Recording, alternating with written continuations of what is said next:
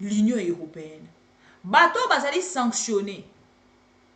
Mais ba se déplacer. Bazu avion. Ba kei wapi. Na Angola. Na veille. Ya arrivé. Ya Macron. Na kati ya Kinshasa.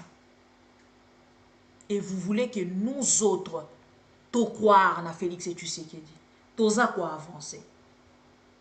Na rejoindre de konabiso moko. Na apprécier un peu ba analyse na e. Boye bi pas en moto ko présenter te. De konabiso Fabien Kuswanika. Boyo. Akambwa guerre oyo EAC tango bandia tozo ko dénoncer yango. Félix Tshisekedi ye muta memele biso EAC kuna.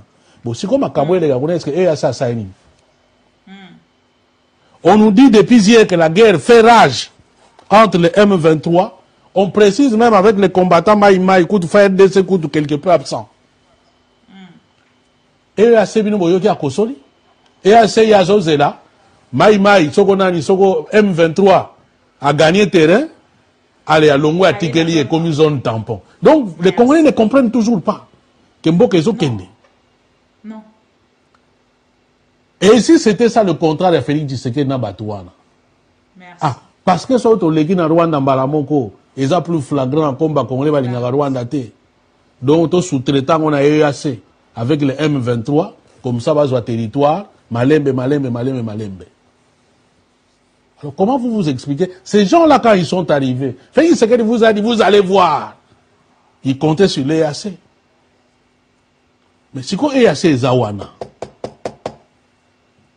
Quel est Nini Oyo fait d'armes et à ça s'allier en faveur de la République démocratique du Congo? Merci. Alors, surtout le trahison, les gens nous disent tiens. Bon, ça exemple que nous voilà EAC, hein, depuis hier, nous avons récupéré tel endroit. Merci. Nous avons gagné. Wana siko eza makambo ndeko Fabien Kuswanika a sala analyse eza ya lelo te cette vidéo. C'est une ancienne vidéo. Nazui yango pour que nazongisa bino na oyo EAC uti ko sala déclaration mokolo alelo. EAC zotalisa ke a travaillé bien pe makasi depuis novembre 2022. Te mokolo alelo bazotalisa ke ba travailler bien. Mais Félix et Tshisekedi a kotalisa ke ba travailler bien te. Boye bisa biso to komi na niveau ni. Donc Félix et Tshisekedi a ko comprendre na même moment que ba Congolais que makambo akei komi kotisa makambo ake ko kotisa République démocratique du Congo et kangi ye awa. Tango ako baluka ako mona ke akomi lokwa moto adindi na kati ya piscine ayebi ko nager te. On dirait azaki kolala pembeni ya piscine asitu ki aza déjà na kati ya mai et akomi koluka ko bima azo kokate parce que ayebi nage te akomi komila mai azozonga na kati ya mai nde Félix Tshisekedi akomi et kotala que ndeko lokwa ba Fabien Kuswanika ba Charles Onana ba nani Kerowin ba Alain Bolodjoa ba ndeko lokwa ba Patrick baza bandeko soki otali bango o féliciter bango parce que ils font des analyses très pertinentes. Otali oyo ke olobi moto on dirait hier avant que sika moko na Rwanda ngo ndenge nini akoki ko comprendre directement makambo nyonso. Est-ce qu'il y a eu quelqu'un hier qui pona ko souffler quelque chose? C'est ça. Et moi j'aime des confrères intelligents. Ndeko na biso lokwa ba Pero Luara, je ne peux pas quand même l'oublier.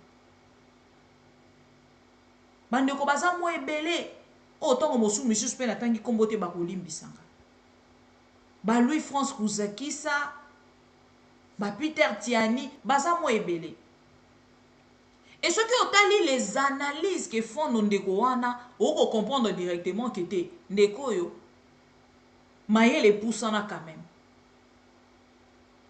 Et puis bandeko nyonso tongo ba ko mona bokamba mia Félix et Tshisekedi ba komi lobela penza kete so natali niveau nanga o nazana yango natali Félix et Tshisekedi donc ngana ko kamba Congo yango moni epesi assurance na bandeko ebele et puis bandeko ebele ba ko motala soki Félix akambi c'est que ngape na kokoka.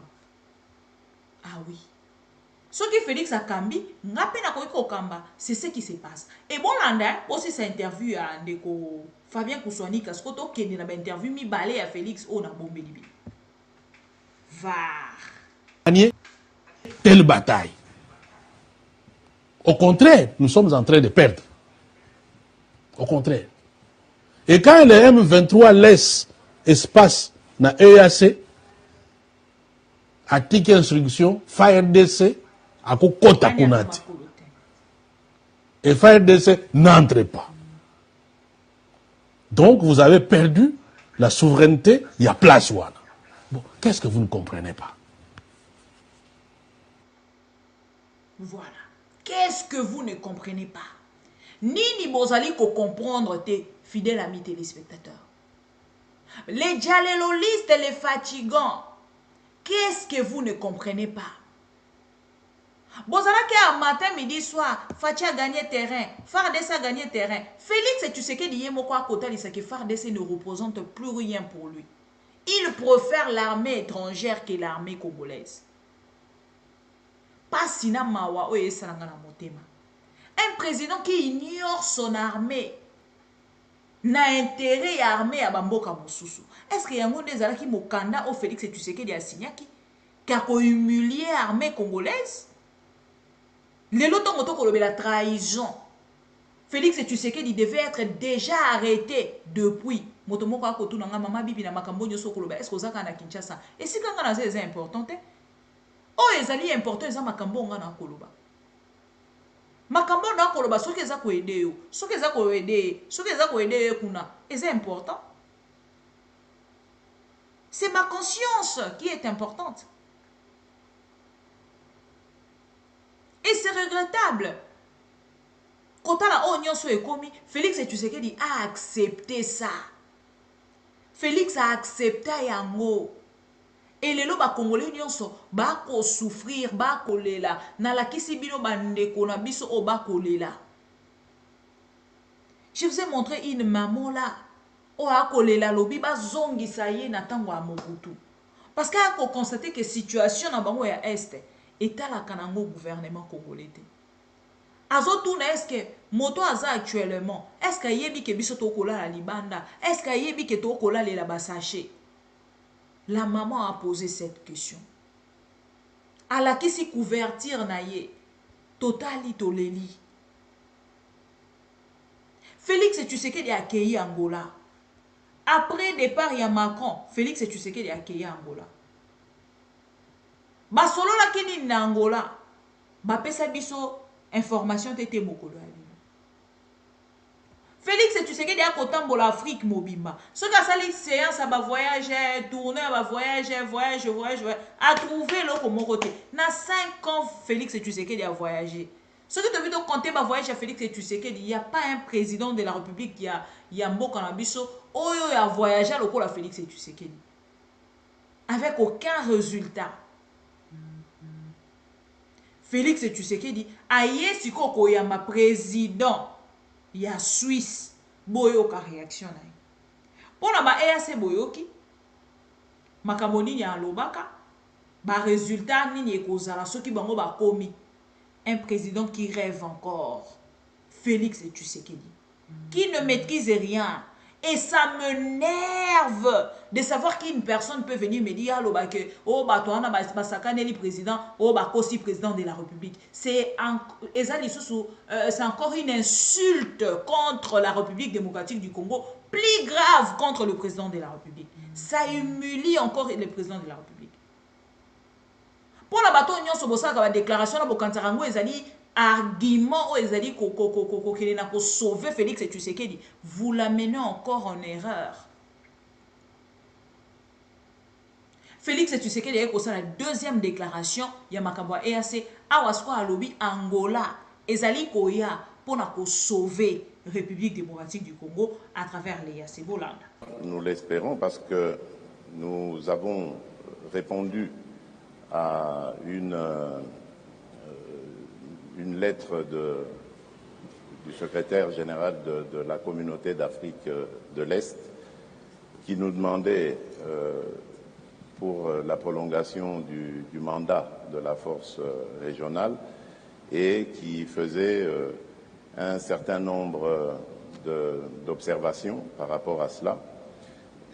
Nous sommes confiant que dans les jours à venir, ce processus prendra un rythme beaucoup plus rapide, dans la mesure où il y a la force angolaise qui va très bientôt se déployer pour suivre le processus de désarmement et de cantonnement par la suite du M23.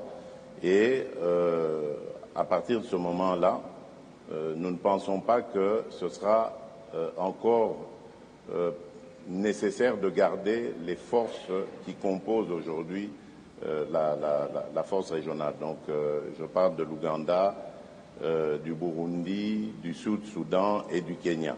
Parce qu'à ce moment-là, les forces du M23, le groupe du M23 sera précantonné, comme nous l'avons proposé à Kichanga, où se trouve une base de la MONUSCO, et aussi une piste d'aviation, parce qu'après le précantonnement et donc le désarmement, ces forces seront déplacées vers un site que nous sommes en train d'aménager maintenant en ce moment près de la ville de Kindu, où ils iront en cantonnement, et de là, nous les préparons donc à s'introduire dans le processus de désarmement, démobilisation, réinsertion communautaire.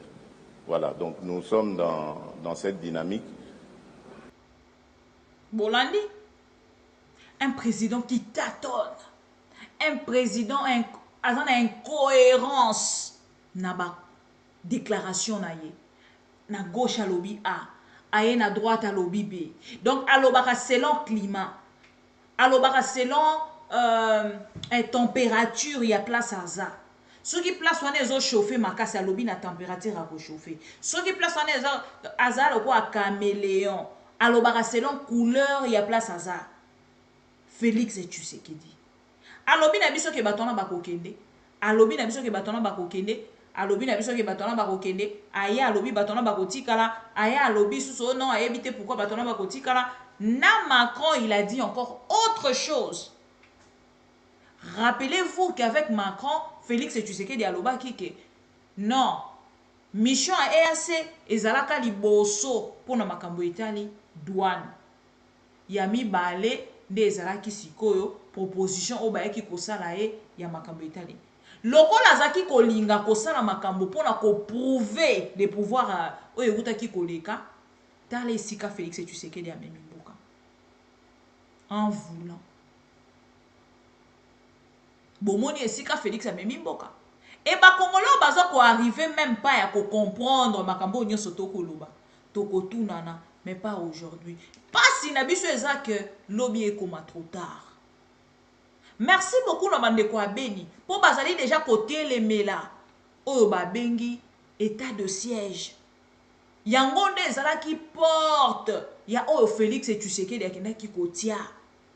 Na moment na koloba na bino, boyebi ke na baluba ba kotomboka bazotonga Félix et Tshisekedi. Je ne sais ce que si Nathalie Sabino ango. Mais avant ça, boyoka Félix et Tshisekedi na bochwana.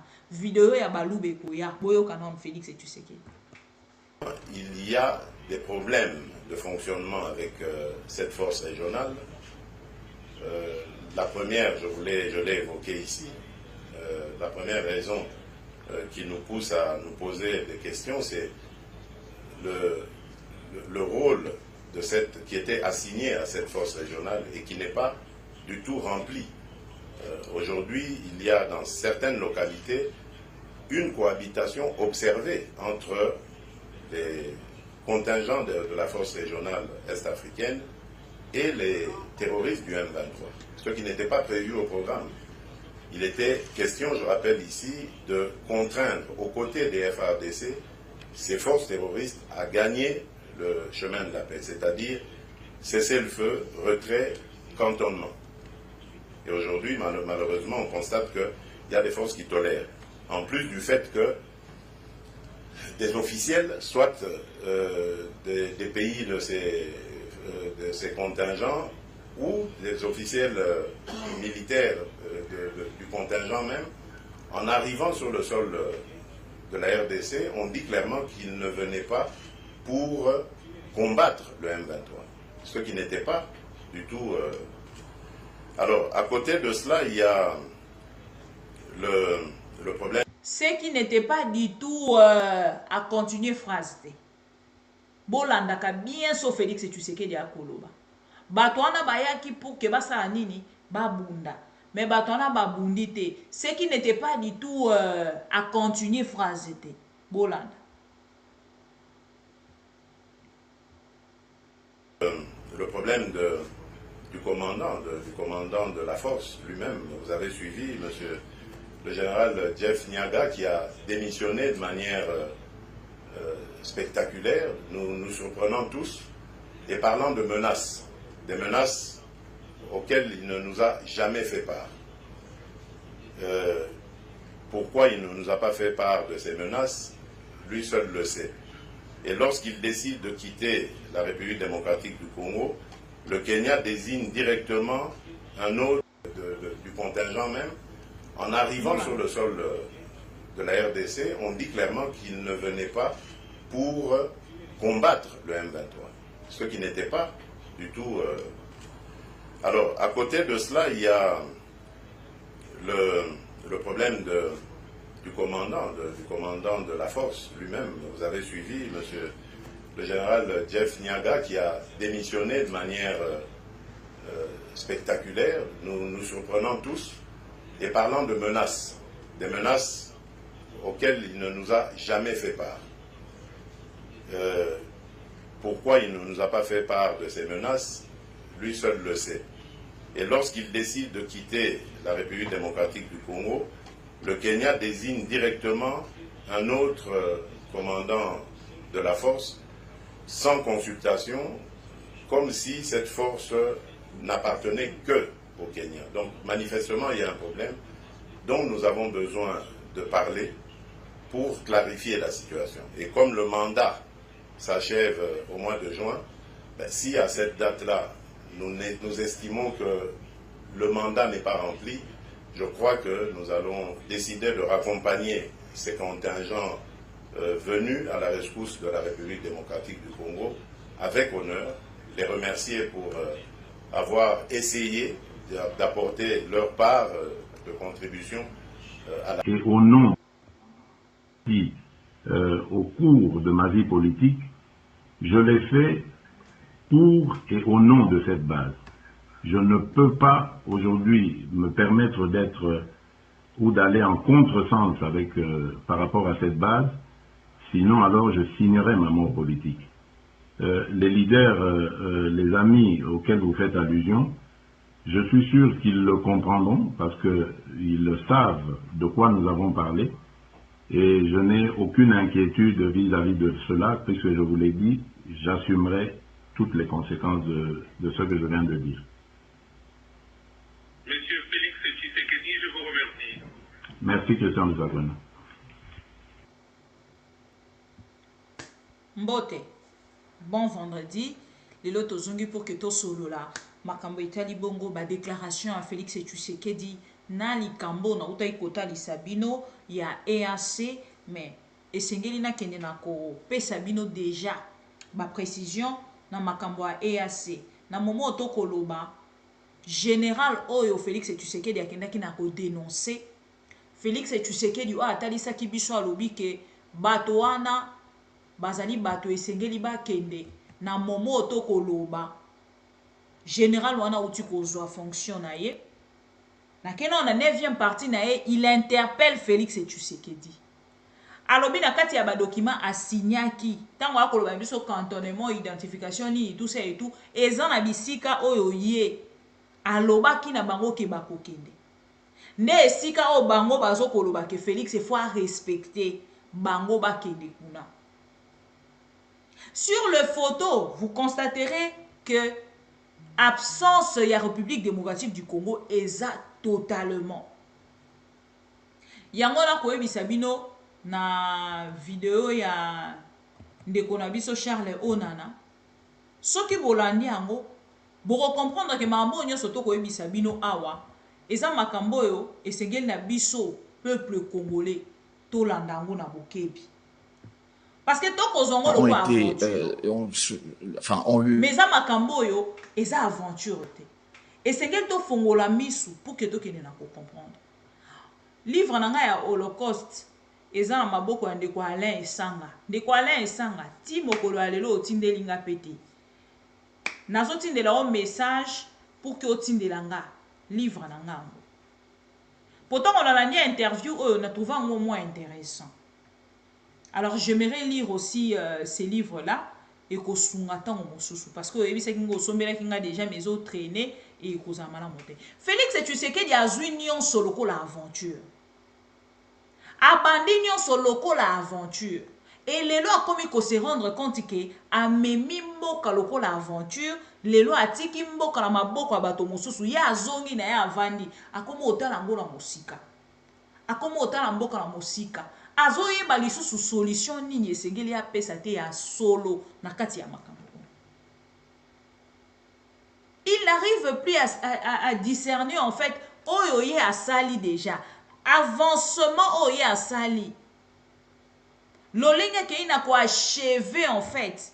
Oyo ezala ki projet ya balkanisation. On est en train d'exterminer population congolaise. Population congolaise lelo qui kovanda libanda ya esika oye esenga ki avanda. Donc ba bengani bango nanko pour que bango ba récupérer mabele basala nango o bango balingi.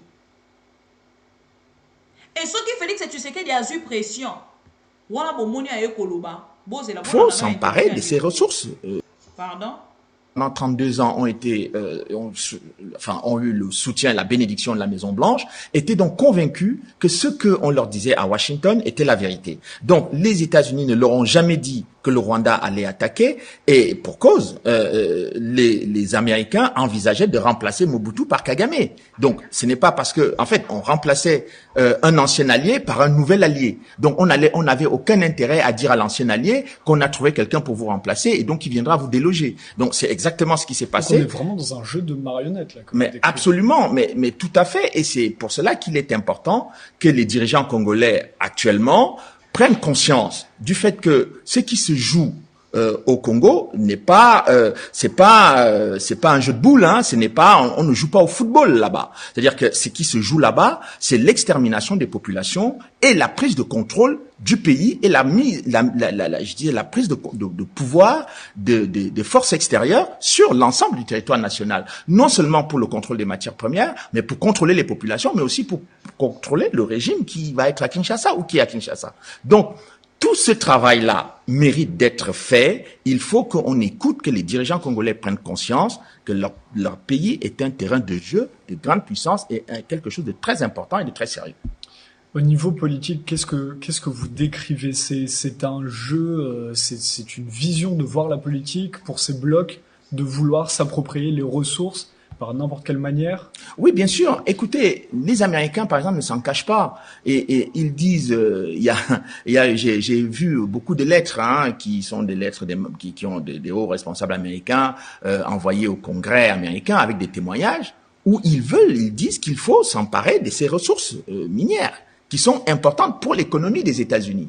Donc, quand ils disent cela, mais il ne faut pas que les Congolais s'attendent à ce que on vienne discuter, négocier pour avoir cela. Ils ont envie de s'en emparer. Je voudrais vous dire une chose.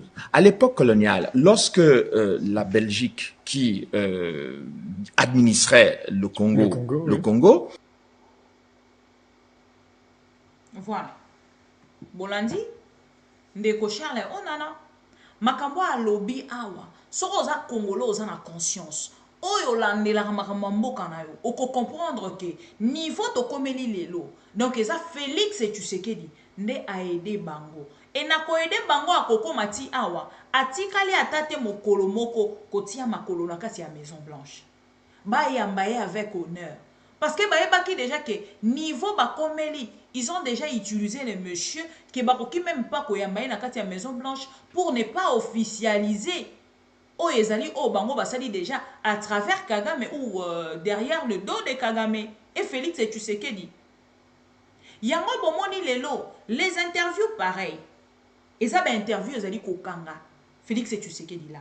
Torozo interview Félix Tshisekedi à Liboso.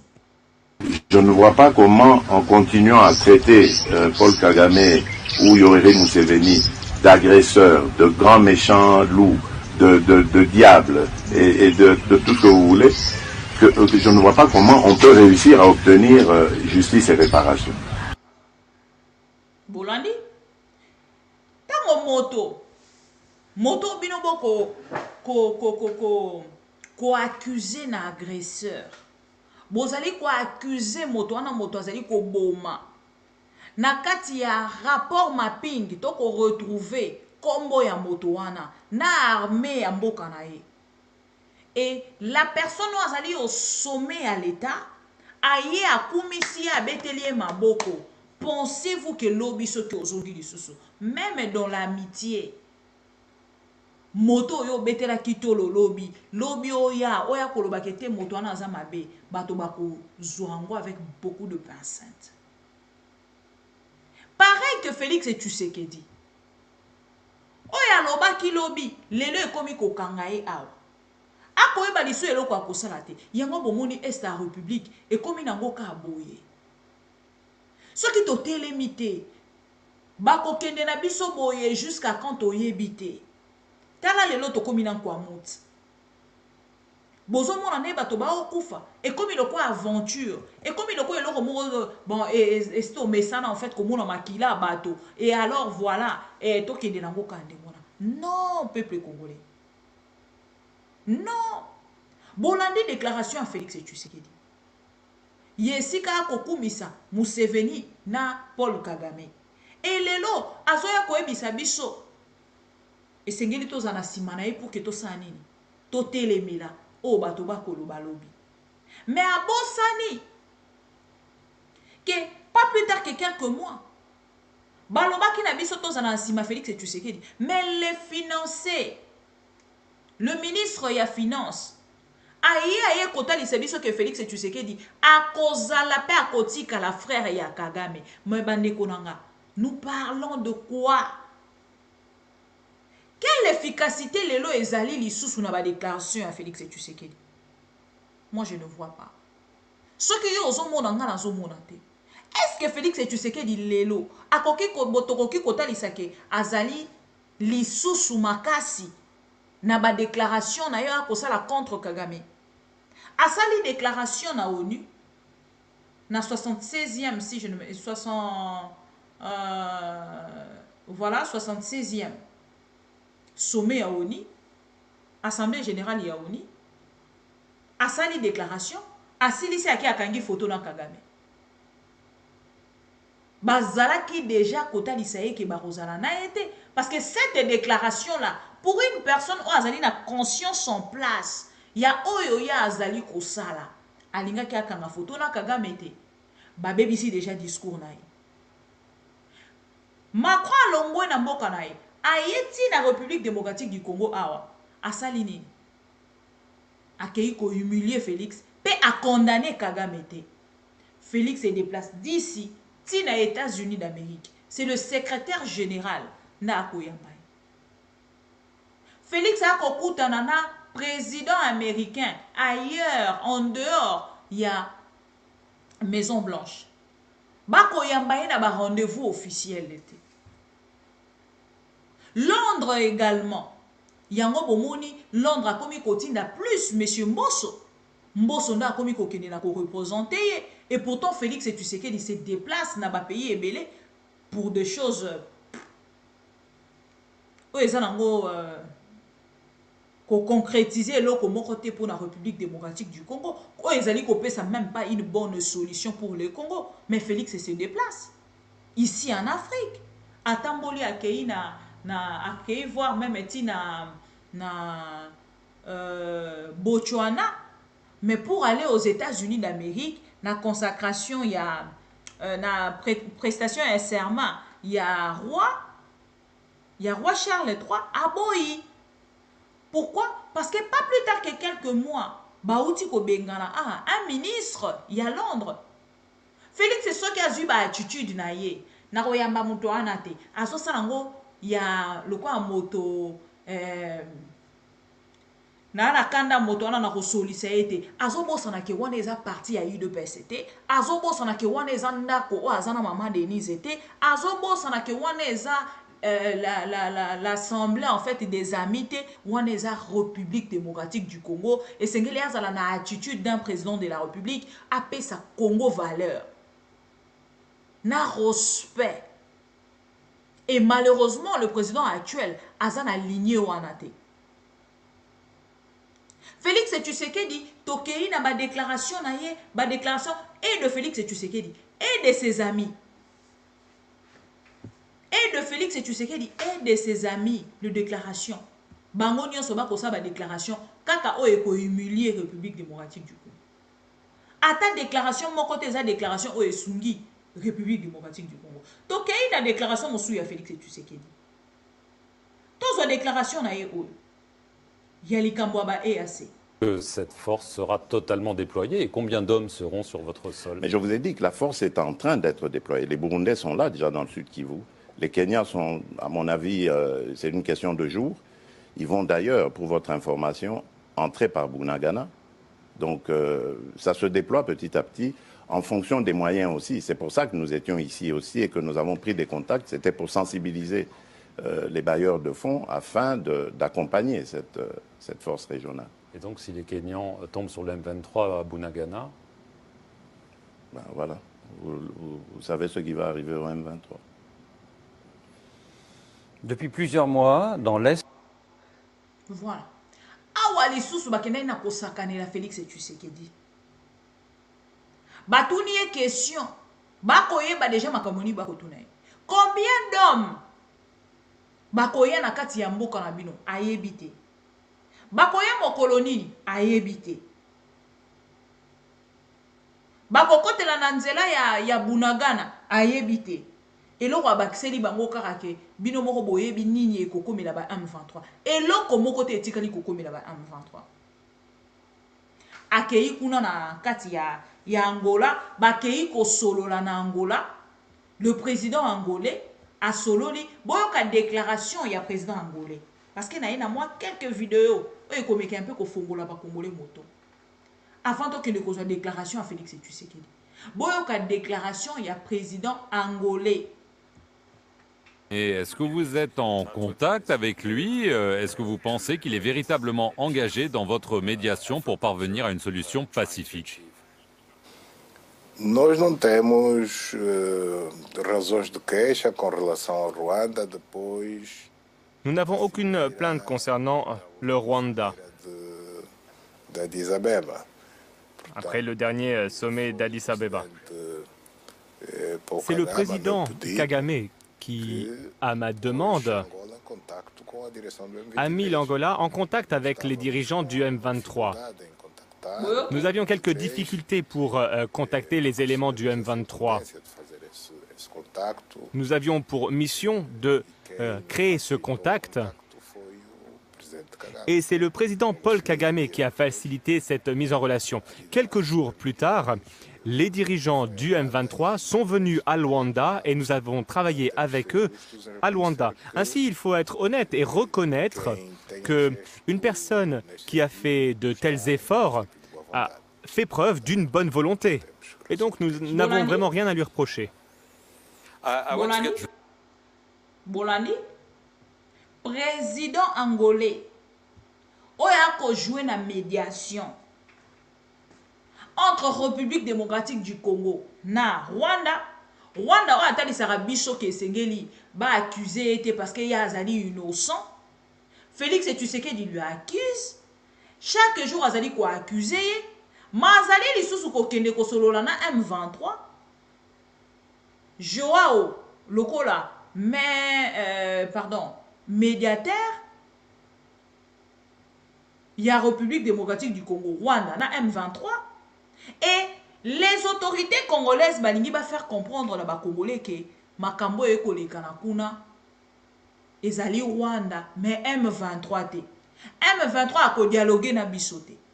Mais moto azali na médiation aluki contact ya ba M23. To ebisa kibino kena tango ya arrivé ya Macron.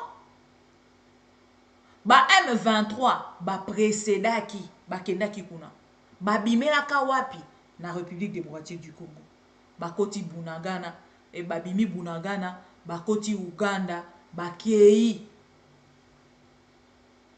wapi kuna na ngambo ya Angola ba kei ba sololi na président angolais bolandi ye moko nenga alobi tango biso to lobaka 2 fois to yebisa bino ke toza informé bato ba loba biso o makambo so loboye bien ngote il faut avoir de preuves. Est-ce que quelqu'un peut venir ici nous dire la vérité? Yamakambo Félix Tshisekedi atinda ki président angolais akende kosolana ba M23. Vous voulez faire comprendre aux Congolais que bino boko négocier. Vous voulez faire croire aux Congolais que bino boko négocier. Ceux qui n'ont pas acheté la vidéo, nous n'allons pas négocier avec les M23. Nous n'allons pas négocier. Le président de la République ne va pas négocier. Nous n'allons pas négocier. Toko négocier. Toko négocier. Toko négocier. Il n'y a pas eu les accords. Il n'y a pas eu les accords. Le M23 va longwe na République démocratique du Congo. Et c'est que le M23 va qui sanctionné par l'Union européenne. Bateau bazali sanctionné, mais ba se déplacer, bazu avion, ba kei wapi na Angola. Na veille, ya arrivé, ya Macron na kati ya Kinshasa. Et vous voulez que nous autres to croire na Félix Tshisekedi, toza quoi avancer. Na rejoindre ko na biso moko. Na apprécier un peu l'analyse nae boye bien par exemple moto ko présenter te de konabiso Fabien Kuswanika boyo makambo guerre oyo EAC tango bandia tozoko dénoncer yango Félix Tshisekedi ye muta memele biso EAC kuna bon siko makambo ele ga kuna est-ce que EAC a saini on nous dit depuis hier que la guerre fait rage entre les M23 on précise même avec les combattants Maïmaï coup de faire des coups quelque peu absents. EAC bino boyoki akosoli EAC ya zozela Maïmaï soko nani soko M23 a gagné terrain allez à Longwe atikeli et comme zone tampon. Donc les Congolais ne comprennent toujours pas que Mboka ezokende. Non. Et si c'était ça le contrat de Félix Tshisekedi na Batouana. Merci. Ah parce que soto leki na Rwanda mbala moko eza plus flagrant combat Congolais balingaka Rwanda te. Donc to sous-traitant on a EAC avec les M23, comme ça, va sur territoire, malembe. Alors, comment vous vous expliquez? Ces gens-là, quand ils sont arrivés, Félix Tshisekedi vous a dit, vous allez voir. Ils comptaient sur l'EAC. Mais si quoi EAC Zawana? Quel est Nini Oyo, fait d'armes EAC à s'allier en faveur de la République démocratique du Congo? Merci. Alors, surtout on dit trahison, les gens nous disent, tiens. Bon, ça exemple, que nous, voilà, EAC, depuis Aïe, nous avons récupéré tel endroit. Merci. Nous avons gagné. Wana suko eza makambo ndeko, Fabien Kuswanika a sala analyse, eza elote cette vidéo. C'est une ancienne vidéo. Nazu yango, pour que nazongi sabino, na oyo EAC uti ko sala déclaration, mokolo alelo. Et à ces autres disake a travaillé bien pe makasi depuis novembre 2022. Te mokolo allo bazota disake ba travailler bien. Mais Félix Tshisekedi a côté disake ba travailler bien te. Boye bisa biso to komi na niveau ni. Donc Félix Tshisekedi a ko comprendre na même moment que ba Congolais que makambo akei komi kotisa. Makambo akei ko kotisa République démocratique du Congo et kangi a. Tango ako baluka ako mona ke akomi lokwa moto adindi na kati ya piscine ayebi ko nager te on dirait azaki ko lala pembeni ya piscine asitu ke aza déjà na kati ya mai et akomi ko luka ko bima azoko kate parce que ayebi nage te akomi ko bila mai azozonga na kati ya mai nde Félix Tshisekedi akomi et kotala que ndeko lokwa ba Fabien Kuswanika ba Charles Onana ba nani Kerowin ba Alain Bolodjoa bandeko lokwa ba Patrick baza bandeko soki otali bango o féliciter bango parce que il font des analyses très pertinentes. Otali oyo ke olobi moto on dirait hier avant que sika moko na Rwanda ngo. Ndenge nini ako comprendre directement makambo nyonso. Est-ce qu'il y a eu quelqu'un qui pour ko souffler quelque chose? C'est ça. Et moi j'aime des confrères intelligents. De konabiso le quoi ba Pero Louara, je ne peux pas quand même l'oublier. Bande ko baza mo ebele autant que mosu monsieur pe na tangi kombote ba kolimbisanga. Ba Louis France Kouzakisa, ba Peter Tiani, baza mo ebele.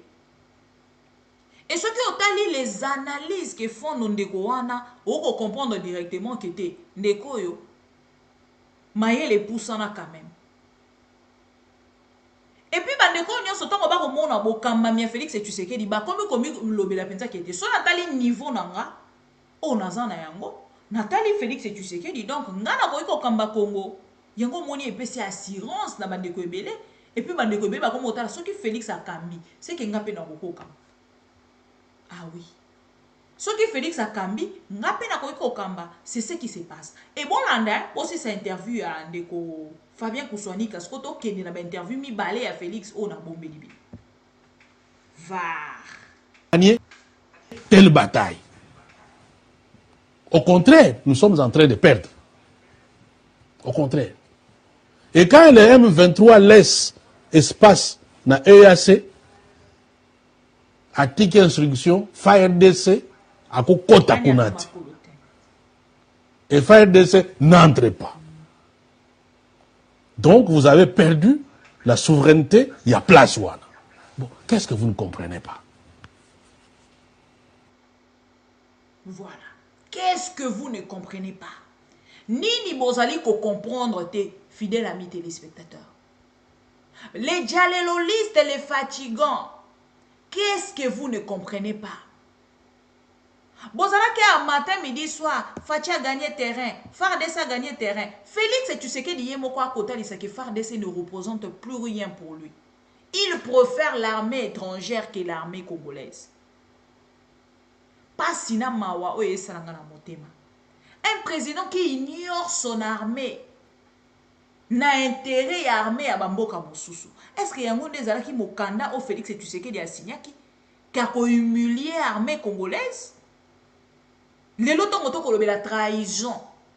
Félix et tu sais qu'il devait être déjà arrêté depuis. Motomoko akotu nanga mama bibi na makambo nyoso koloba. Est-ce que ça kana Kinshasa? Et si kanga na c'est important oh ezali important eza makambo nga na koloba. Makambo na koloba soki eza ko aider yo. Soki eza ko aider kuna. C'est important. C'est ma conscience qui est importante. Et c'est regrettable. Quand on a oignon sur commis, Félix et tu sais qu'il a accepté ça. Félix a accepté yango. Et les loba congolais nyonso ba ko souffrir ba kolela na la kisibino bande kona biso o ba kolela. Je vous ai montré une maman là. O a kolela lobi ba zongi saye na tango a mobutu. Parce qu'il a constaté que situation na bango ya est est à la kanango gouvernement congolais. Azotouna est-ce que moto aza actuellement est-ce que yebi ke biso to kola la libanda est-ce que yebi ke to kola le la basaché? La maman a posé cette question. À la qui s'y couvertir naye totali toleli. Félix et tu sais qu'il a accueilli Angola. Après départ il y a Macron. Félix et tu sais qu'il a accueilli Angola. Ba solo la kini na Angola. Ba pesa biso information tete mokolo ali. Félix, tu sais qu'il y a autant pour l'Afrique mobimba. Ce qu'a sali séance à voyage, tourner à voyage, à trouver l'eau comme côté. Na 5 ans, Félix, tu sais qu'il y a voyagé. Ce que tu as vu de compter ma voyage à Félix, tu sais qu'il n'y a pas un président de la République qui a un beau canabiso. Oh, il a voyagé à l'eau Félix, tu sais qu'il avec aucun résultat. Félix, tu sais qu'il dit, aïe, si koko y a ma président. Il y a Suisse, boyoka réaction.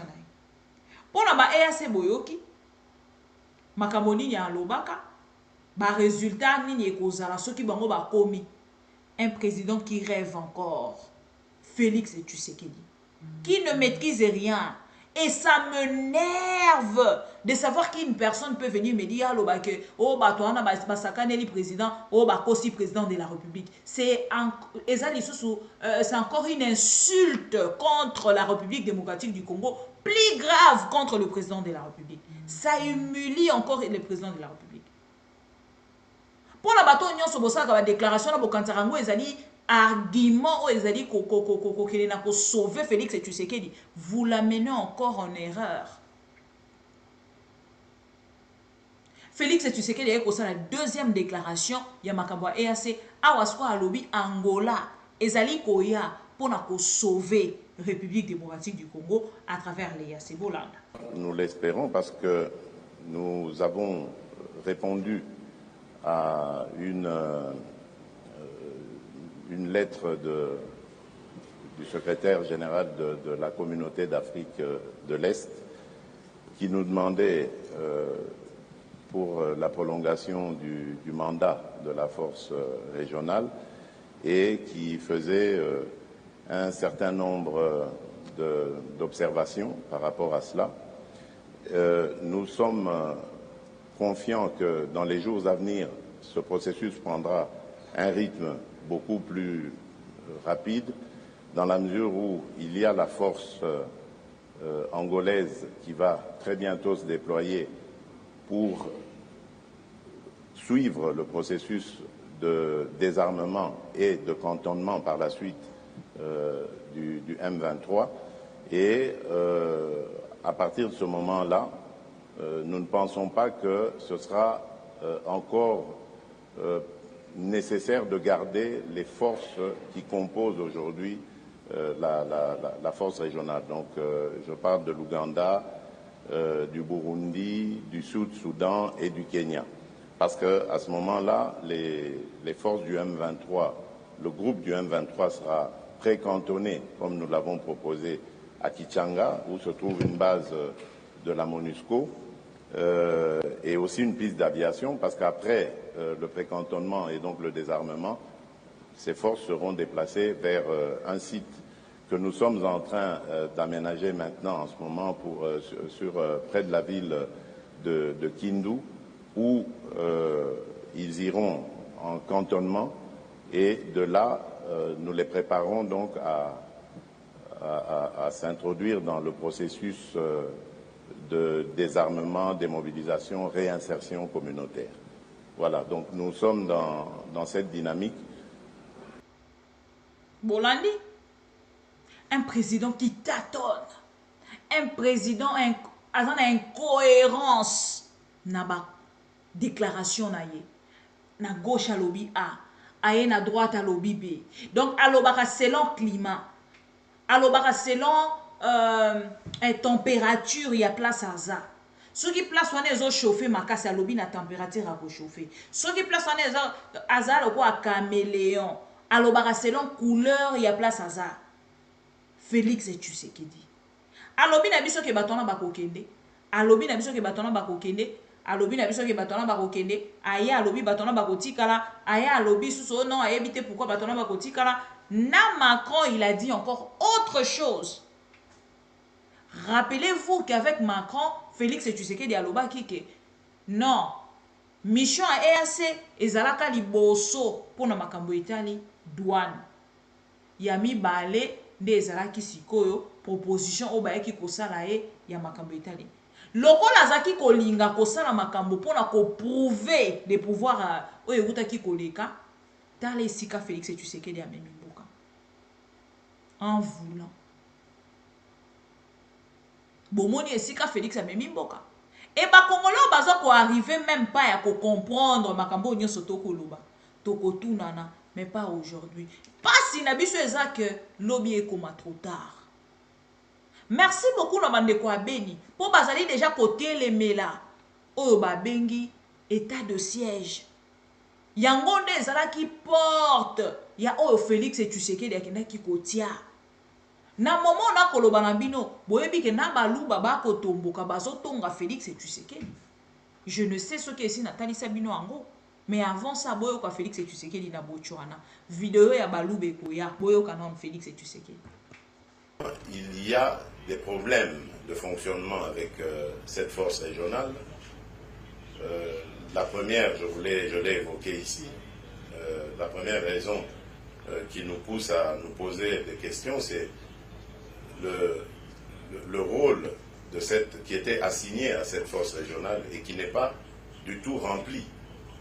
Aujourd'hui, il y a dans certaines localités une cohabitation observée entre les contingents de la force régionale est-africaine et les terroristes du M23, ce qui n'était pas prévu au programme. Il était question, je rappelle ici, de contraindre aux côtés des FARDC ces forces terroristes à gagner le chemin de la paix, c'est-à-dire cesser le feu, retrait, cantonnement. Et aujourd'hui, malheureusement, on constate qu'il y a des forces qui tolèrent. En plus du fait que des officiels, soit des pays de ces contingents, ou des officiels militaires du contingent même, en arrivant sur le sol de la RDC, on dit clairement qu'ils ne venaient pas pour combattre le M23, ce qui n'était pas du tout... Alors, à côté de cela, il y a le problème... Ce qui n'était pas du tout à continuer phrase. Bolandaka bien sauf Félix et Tshisekedi à Koloba. Batouana bayaki pour que basa anini babunda. Mais batouana babundite. Ce qui n'était pas du tout à continuer phrase. Bolanda.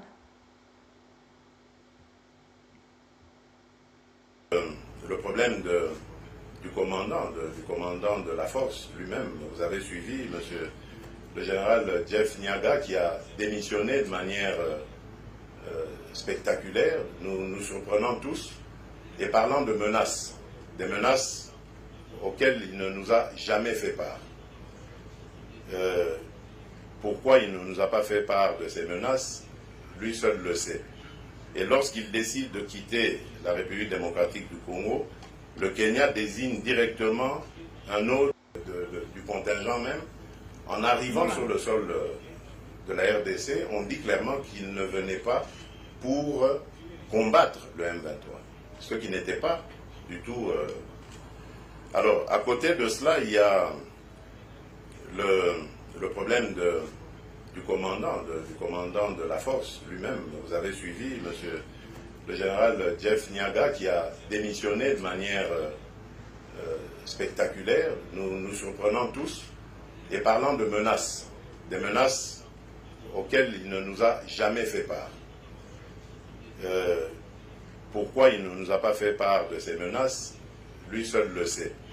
Et lorsqu'il décide de quitter la République démocratique du Congo, le Kenya désigne directement un autre commandant de la force sans consultation, comme si cette force n'appartenait que au Kenya. Donc manifestement, il y a un problème dont nous avons besoin de parler pour clarifier la situation. Et comme le mandat s'achève au mois de juin, si à cette date-là, nous estimons que le mandat n'est pas rempli, je crois que nous allons décider de raccompagner ces contingents venus à la rescousse de la République démocratique du Congo avec honneur, les remercier pour avoir essayé d'apporter leur part de contribution à la paix en République démocratique du Congo. Awa, to komi na même problème na ONU.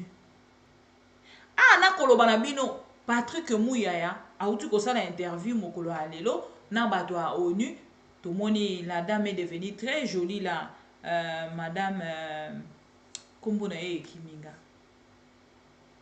Bintu. Très jolie madame Bintu. Na sepeli penza ko mona madame Bintu mokolo alelo. Mais boyo kasiko interview wana. Boko constater que ezali vide. Bakutani pona olobelo côté. Et je ne sais pas pourquoi esengela ki basa na interview.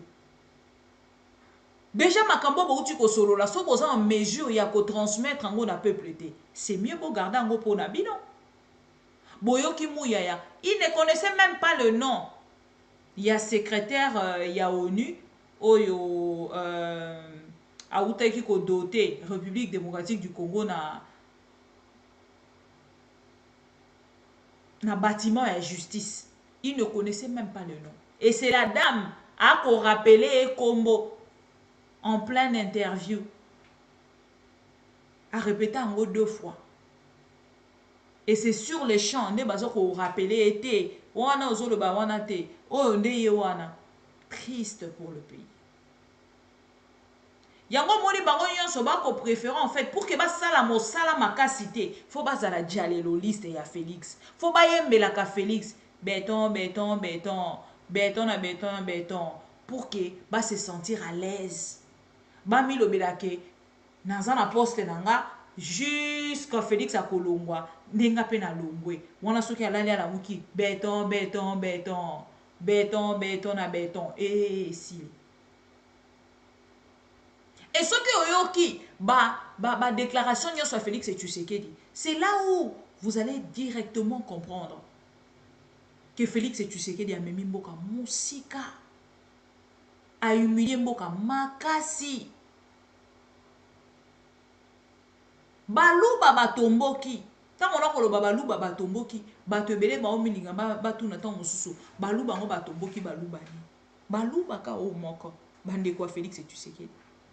Ba comment d'ailleurs kotonga Félix concernant likambo ba M23, croyant que linga ki kolekana, lokola maye kolekana na rivière, mais kolekana te.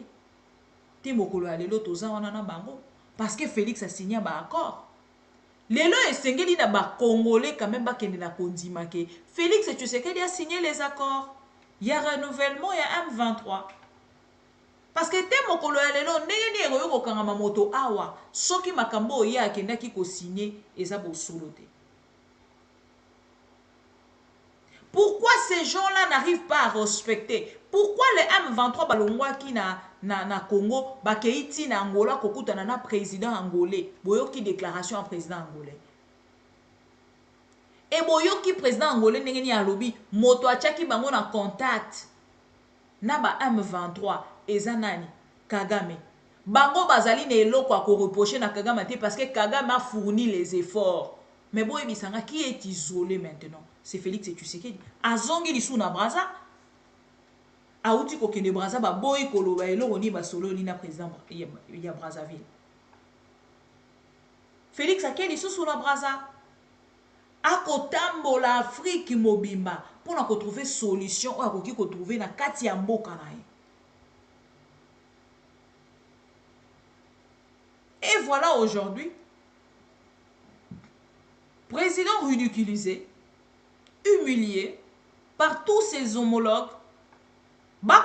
Pourquoi? Parce que constater que notre président Azali vide.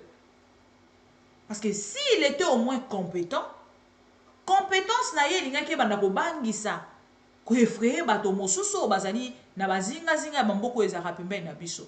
Mais Félix et Tshisekedi maintenant Azali non seulement incompétent, mais Azali pe moto a ko bangisa te, mbo a ko pal, aswa kate un. Otiewe un. Et l'autre, il y a un qui si République démocratique du Congo. Mboke komi mboka Sony. Tu parles de ton pays maintenant Sony. Surtout ceux qui m'ont dit mboka ana président ana Alexaki Macron Moussapi. Mboka ana président ana kenara koza camarade Kagame Sony. Ozoye ba nini olobate. Et voilà. Balou baba tomboki.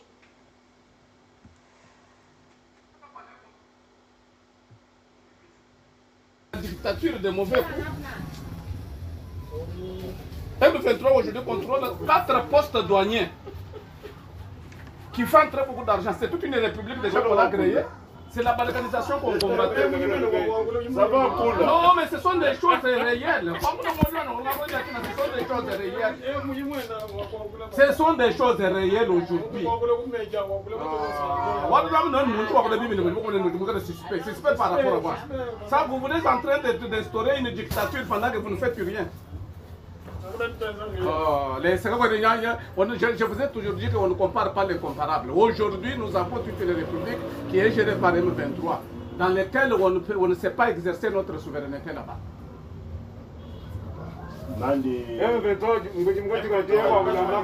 Cette histoire.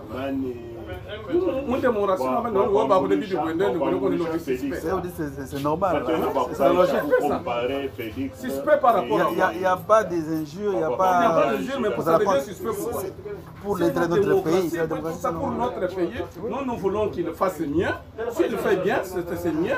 Qui va dire à l'autre que Assali Mabé, quand Assali Mabé, il corrige. Mais quand il fait du mal, aujourd'hui, tous les travaux qu'on est en train de faire ici sont aux arrêts. Moi, chez moi, c'est à 0 mètre ici, mais je ne sais pas y accéder avec la moto. Il n'y a pas de passerelle, il n'y a rien qui avance. Maintenant, quand tu vas prendre qui vient, on doit nous faire un peu semblant de faire quelque chose pour quelques heures et puis c'est tout. Il est venu la fois passée, il nous avait amené quoi? Il ne va rien amener, vous en faites pas. Non, il n'y a pas de besoin. Nous attendons des actions communautaires d'intérêt public. C'est ce qu'on a besoin. Vous pensez qu'il a déjà donné on sait bien qu'il va s'enrichir avec sa petite famille, un point barre. Mais nous, on attend de lui que des travaux, des choses, garder les pays, les territoires nationaux dans sa démographie qui existait depuis 1960. C'est ça des choses que nous avons besoin. Maintenant, quand on demande le on est suspect. Suspect de pourquoi tu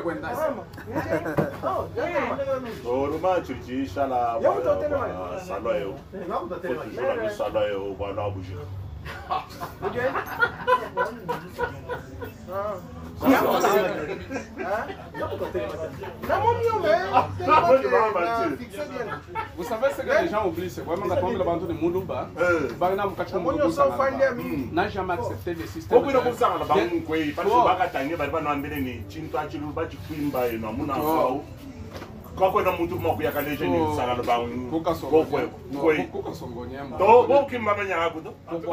C'est leur façon. Ce dont ici on ne compare pas. Ici il n'y a pas un problème de comparer par rapport au délai. Ici on ne compare pas par rapport à nous, on ne parle pas des délais. Fachi peut avoir tous les délais qu'il peut avoir, mais on ne les voit même pas avec l'intention. Il n'y a même pas les gens qui vont l'aider pour rapport à ça. Deuxième mandat. C'est lui dont vous voulez les comparer. Vous l'avez déjà sanctionné. Vous avez présenté le président sortant comme un sorcier. Et comme conséquence, la population l'a sanctionné. Il n'est pas président. Fini son histoire. Aujourd'hui, nous avons un chef d'État, légalement élu. Il est là, nous devons les critiquer, nous devons dénoncer quand nous trouvons que ça ne va pas, ça ne va pas. Mais ce n'est pas nous tenir du terme du genre que non, nous aussi on ne parle de contre lui, c'est suspect. C'est suspect, même tout le monde dans une famille. Les BA partent tout le monde.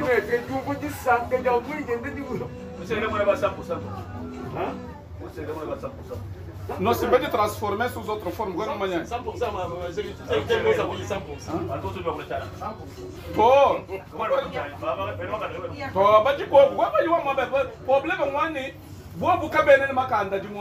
fermer quelqu'un la bouche, c'est ça le problème. Est-ce que, comme je parle là, quelqu'un peut venir me fermer la bouche?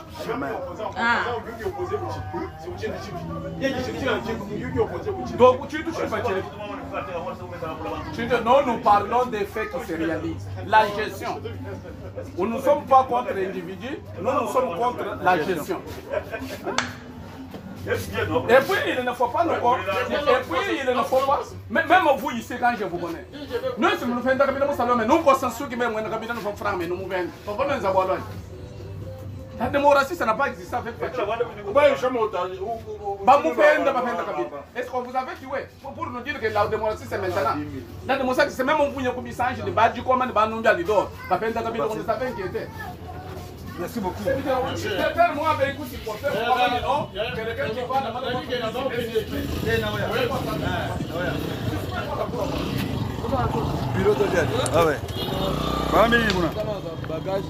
l'intolérance de l'IDPS. Entre nous, les Louba, Tozo Tonga, Félix et Tshisekedi. Ngana ko condamné comme yote yé fois à la traître.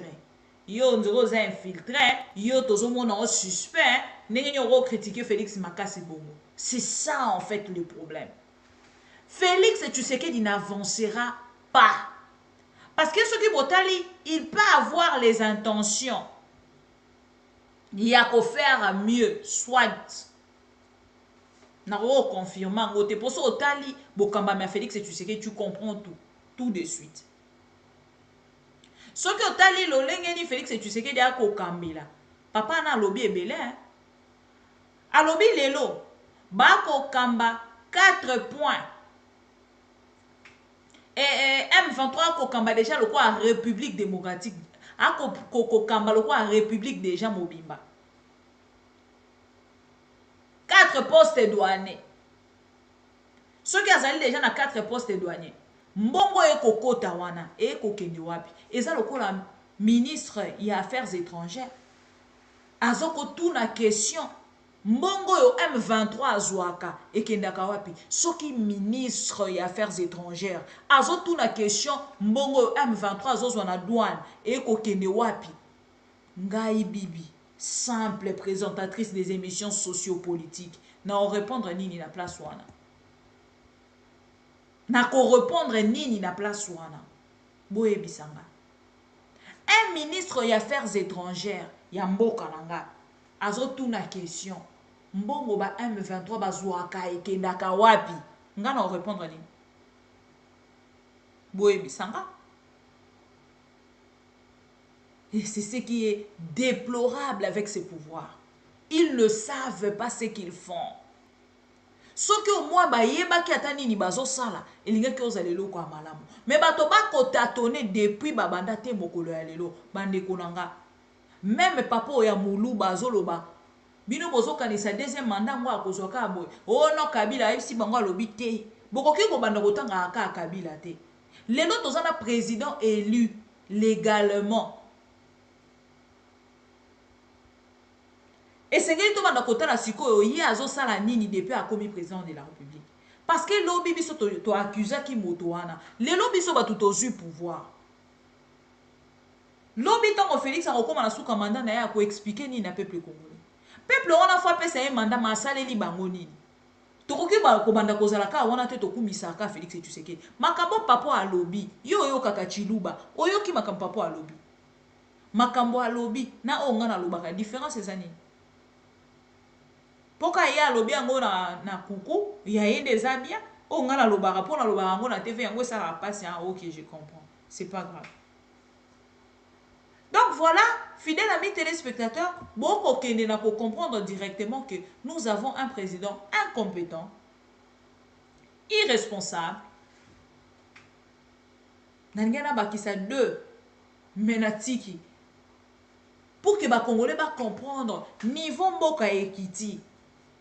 Alobaki na biso diplomatie agissante. Lelo ba congolais ba ko se rendre compte que diplomatie ezali agissante était mais plutôt agitante. Et même li ba congolais le côté diplomatie il y a Félix Tshisekedi. Et voilà lelo ce qui to kota la makambo nyo se koleka. Tozo zanga en fait nini ya koloba. Mais bon avançons. Parce qu'il ne lui reste que 5 mois. Et dans 5 mois, tu as évité nini etikali pour la Félix Tshisekedi à Sala. Azoloba même na ba EAC. Total et la bango na nouti mois de juin. Comment oroki kozala na eloko yo moko lobi a tout de suite? Okomi a okeyo baluki. Ote total et la bango na nouti mois de juin. Okotal et la bango nini parce que déjà ceux qui depuis novembre, depuis 2021, ceux qui 2020, bayaki, te mokolo ya lelo bayene eloko te. Basali est l'autre côté. Bon analyser, bon constater que Basali est l'autre côté. Bon kokine na ko bakisela bango lisusu mikolo ata 5 jours bon ko bakisela bango te. Soki bo bakiseli bango 1 mois o bo pesi bango soki 2 mois elingi koloba ke bozali complice. Boyebi nini bozo sala et c'était ça votre mission. Et bozali na ko kende na ko accomplir ango. Accomplissez votre mission parce que vous pensez que le peuple congolais va rester distrait. Le peuple de Beni, je vous félicite. Bon, continuez na Kati. Il y a une ville morte au Bokosala. Le est cause à la 2e jour. Lobby 3e, 5e jour, ti dimanche, 5e jour. tobeteli bino maboko po bokolakisa lolenge nini bozali puissant, lolenge nini bozali conscient, lolenge nini bozali éveillé. C'est ça. Tout ce qui se passe à l'est de la République, Félix Tshisekedi était au courant. Et le peuple congolais a bien. Les conscients, le peuple congolais a viré. Voilà. Amis téléspectateurs de Am, n'est-ce qui vient de la sujet à l'ikambo à détournement? Oh, Félix Tshisekedi a sali. Tozana moi ba sujet belé moni mikolo belé to sali be émission te tozana moi retard ya ba émission belé to kokini na kosala yango pour que to bika kola ki sa peuple congolais makambo yango ndenge nini ekoleka pour que ba congolais ba comprendre. To pesi bino merci pour la fidélité confiance. To pesi bino merci pour na ndenge boko la musabiso soki tozate bobandi ko belela mama bibi to ko mona varte. Merci beaucoup. Ça nous fait vraiment énormément du bien. Pour ne pas dire quand même. Voilà. Merci le vrai. Nakotanga bakumba banani. Tala, un pays comme ça. Tozolo baketo na guerre, notre président toujours en train de prendre des champagnes. Un président il y a jouisseur, un président à jouissance, azali ko continue comme il a champagne na ebisi kanya so akokende akei na mboka bo ameli champagne comme si une personne azaki na kanda ya champagne akoma ko récupérer. Il a perdu son temps. Il y a ba champagne, yango akomi ko récupérer lelo. Très regrettable. Merci beaucoup na bato nyoso balingaka Congo lokolanga. Madame Fifi Masuka, libérez notre frère Alain Saint-Pierre et kozala malamu mingi pour na pouvoir na yo ya copier-coller. Parce que ce que vous êtes en train de faire na bana ya Lualaba, un jour ça va vous rattraper, même pas aujourd'hui. Tolobeli maramba ya FARDC na kotika bino na nzembo. FARDC Mampinga ya makasi bendele kweya te toza sima na bino tokolonga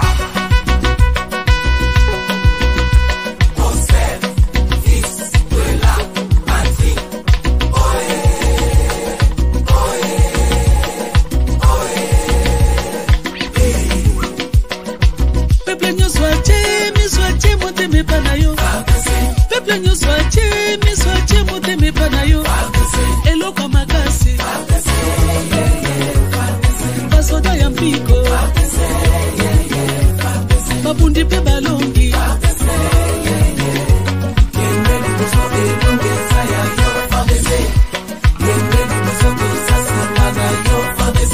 FARDC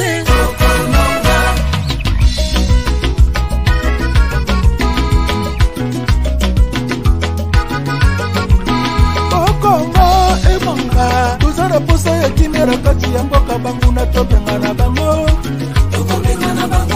banguna tobenga na bango bayuma tosuka bango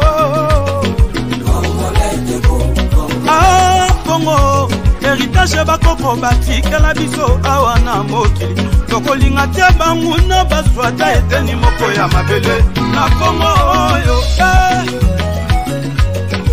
oh FARDC solo bozali bilombe ya mboka monguna nyonso akomeka RDC akokutana na mapinga ya makasi FARDC mboka mobimba na nsima na yo devise na biso ne jamais trahi le Congo FARDC arme ya mboka peuple aza nsima na yo ya mpiko elimisa monguna libanda soda bokasi ebengana monguna bimatika mboka na biso Kongo Kongo ya bankoko Kongo ya banka toujours kai baluishi bakulwa kabiji tuyai muntu kashaki bukwata mutu bukwata shimwe kimujimjita ya este nyingala sha muchima bene lukuna bashipa bantu ibane bubanji bwetu FARDC batutula bajila bakalaba chu